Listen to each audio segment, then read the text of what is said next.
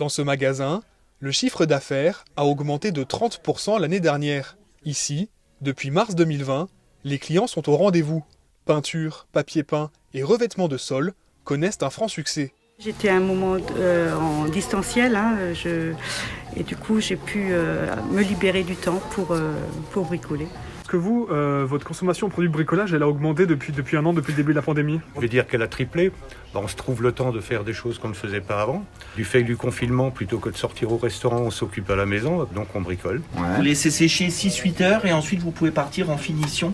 Au-delà d'une augmentation des ventes, les 12 employés de l'enseigne ont aussi observé une évolution de la clientèle. On a quand même touché une clientèle, je pense, qui est nouvelle, un horizon peut-être plus large, des gens qui ne connaissaient pas le magasin, qui par le bouche à oreille ont été amenés à venir chez nous pour justement les produits qu'on peut vendre, notamment au niveau des peintures.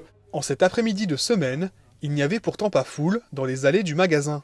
Alors, la dynamique du secteur du bricolage se confirme-t-elle en 2021 ? Si on se réfère aux chiffres d'affaires des années précédentes, on est toujours en progression, mais nous sommes quand même un petit peu en baisse par rapport à l'année dernière. Il y a une petite accalmie, je pense que un nombre important de gens ont fait beaucoup de travaux et que maintenant c'est un petit peu plus calme, mais ça reste quand même une activité relativement soutenue. Selon les professionnels, les enseignes spécialisées devraient surfer sur cette tendance au moins jusqu'à la fin de l'année.